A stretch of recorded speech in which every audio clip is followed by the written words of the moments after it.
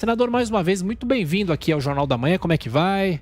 Bom dia. Graças a Deus, tudo bom, Tiago. Bom dia, Adriana. Bom dia a todos que estão nos acompanhando na Jovem Pan. Uma honra e uma alegria estar aqui com vocês novamente. Senador, recesso com trabalho, como é que vai ser esse trabalho de se debruçar nessa documentação? Como é que os senadores vão trabalhar nesse período? Olha, de forma muito serena. Aliás, é preciso, Tiago, serenidade nesse momento, muita calma nessa hora. Eu acho que esse recesso, ele é providencial. Os ânimos estavam muito acirrados na CPI, né? Eu sou partidário daquela filosofia de que os fins não justificam os meios. E a gente vê um assodamento, um nível de uma sanha muito grande ali de se buscar narrativas. E isso é muito preocupante para o país, né, que já vive aí uma crise sanitária sem precedentes, desemprego muito alto, as pessoas com fome, a gente percebe isso nas ruas. Então, é um momento de a gente parar um pouco, refletir, ter mais técnica nessa CPI, deixar um pouco essa questão de politicagem que a gente vê, infelizmente, a cada dia. Eu confirmo um sentimento de que o objetivo dessa CPI sempre foi antecipar o calendário político de 2022. Isso não é correto, isso é desumano, né? Com tantas reformas que a gente precisa fazer.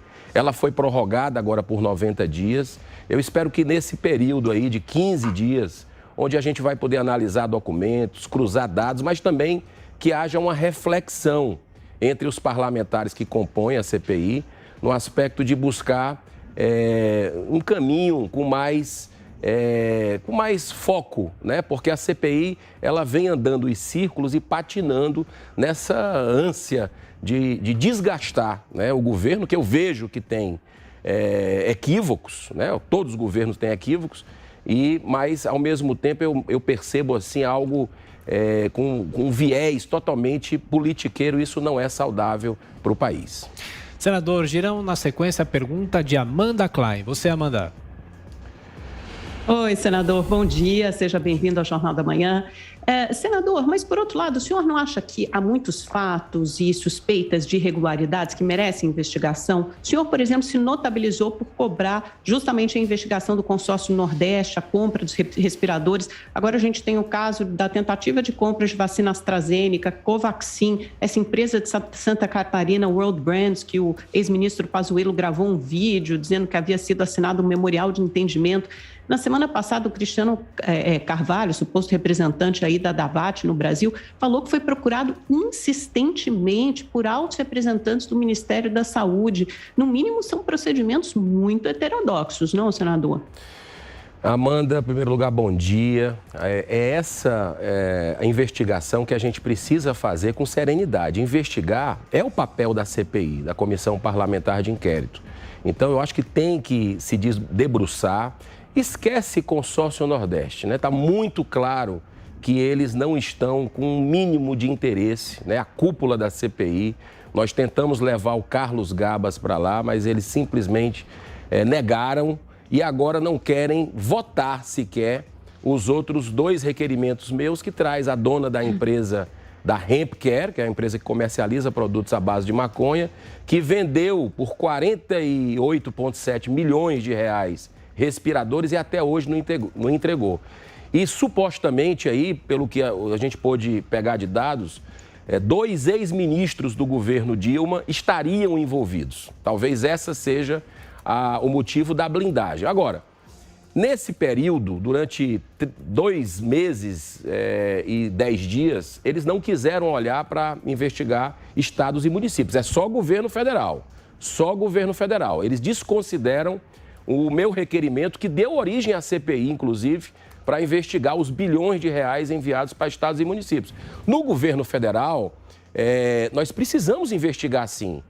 Estamos ouvindo durante esse tempo todo e eu aprovei todos os nomes para virem à CPI, quebras de sigilo, para que a gente possa efetivamente pegar alguma, Amanda, materialidade com relação a isso. Até o momento, não se conseguiu materialidade, né? compras não foram feitas. O que a gente viu foi um grande esquema internacional.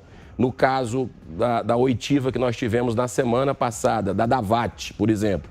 Ela já deu problema no Canadá. A polícia canadense, inclusive, eu pedi para a CPI contactar a polícia canadense, porque me parece que muita gente com mais intenções aí de dar o famoso 171, né?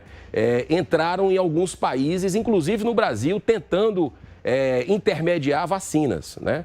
Então, assim, eu acho que a gente precisa continuar.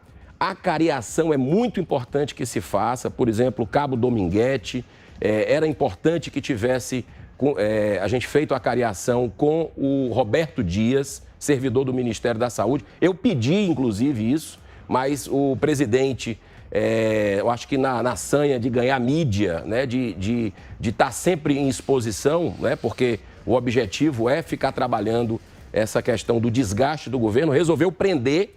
Acho que foi uma decisão arbitrária do presidente Omar Aziz, né? Ali não precisava daquilo, bastava fazer uma cariação, aí sim a gente iria ver quem estava faltando com a verdade ou não. Então eu acho que essa CPI, ela precisa desse tempo para que a poeira possa assentar, porque o Brasil precisa de diálogo, de pacificação e não de ataques, de desrespeitos, como a gente vê dentro da CPI, até com testemunhas que salvam vidas durante 40 anos, como a doutora Nise Yamaguchi, que foi uma tentativa de humilhar o tempo todo. Senador, na sequência, a pergunta é de José Carlos Bernardi. Bom dia, senador. Eu queria fazer uma avaliação positiva até da CPI, né? Me parece que a CPI também serve para algumas coisas. Ela serve para mostrar a cara da oposição, para mostrar quem é quem ali, né? Nós tivemos contato com uma ficha corrida de alguns senadores, nós conseguimos conhecer mais intimamente nas suas condições políticas, o Omar Aziz, o próprio Randolph, os outros integrantes do G7, o Omar Aziz, nós conhecemos inclusive a sua família. Olha que coisa bacana, o Brasil conseguiu conhecer quem são os 3 irmãos de Omar Aziz, quem é a esposa de Omar Aziz. Nós conseguimos rememorar as namoradas de Renan Calheiros, nós conseguimos ter contato com algumas coisas que, se não tivesse isso, nós talvez ficaríamos no vácuo. Mas esta CPI é uma CPI que me parece ser tão somente política. Ela não tem interesse algum em ajudar o Brasil a combater o vírus. Ela quer mesmo combater o presidente e o seu governo. Não seria isso, senador? Olha, muito interessante a sua análise. Eu acho que tudo que está oculto está sendo revelado. Isso é muito positivo, né? É aquela coisa da ferida, né? Onde precisa sair o pus, né? E isso de uma certa forma, nos traz uma percepção da realidade, de como a gente está apodrecido em termos de lideranças, né? Como a gente precisa de novas lideranças. O que eu quero colocar para você é o seguinte: a CPI não é apenas política, porque política é uma coisa importante, né? É algo nobre você fazer política. Eu acho que até quem não está na política faz política com os vizinhos, com a família. Isso faz parte. O problema dessa CPI é a politicagem.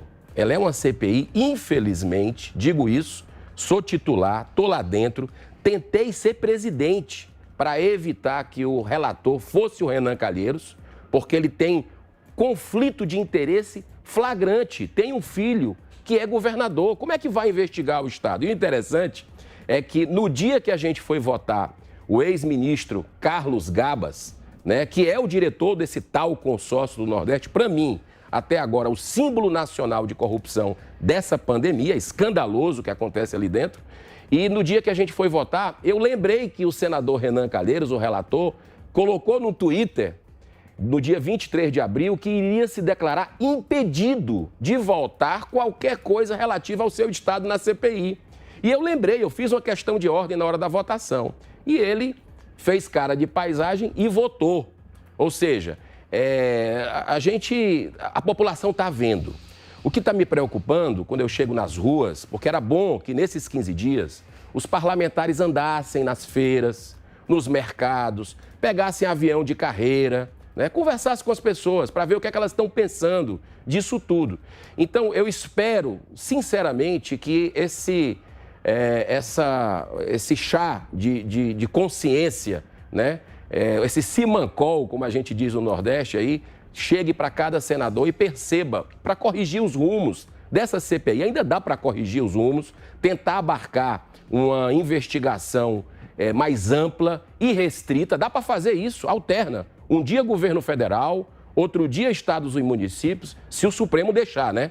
Porque o Supremo já disse que governadores não vão para a CPI, não precisa falar a verdade, o que eles mesmos mandaram a gente abrir a CPI, o Supremo, e eles mesmos sabotam o trabalho que a gente tem para fazer. Mas tem outras alternativas, chamar essas empresas que receberam essa fortuna, secretários de saúde, tem muita coisa. Só a Polícia Federal disse que são 70 operações durante a pandemia. Nós temos que ir atrás disso.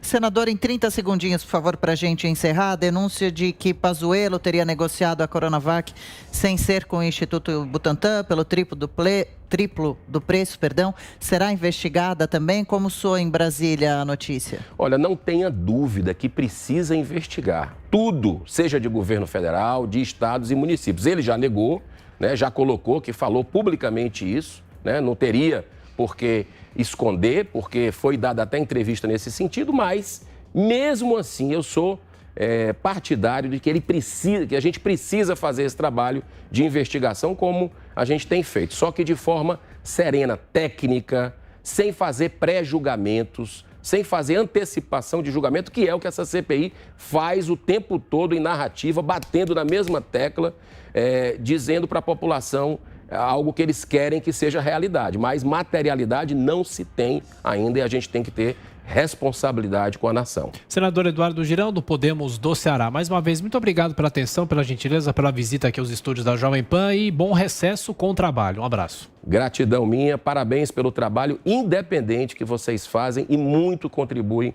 com o país. Muita paz.